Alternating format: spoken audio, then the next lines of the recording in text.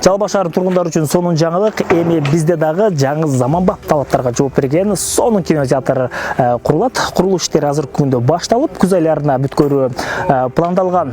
Кинотеатр жалпы 304 адамды өзүнө камтый алат. Курулушка каражат Жалпы шаарын өнүктүрүүгө бөлүнгөн 2 миллиард сомдон үнөмдөлгөн акчага жүргүзүлүп жатат.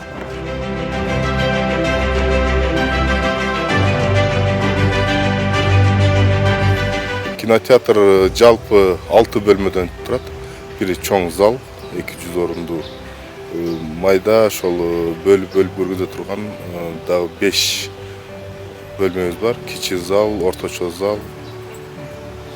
Андан сырткары ошол жерде эс алуу, күтүү жери бар, каралган. Андан сырткары кухнясы бар ичинде. Тамактануучу жай. Тамактануучу жайы.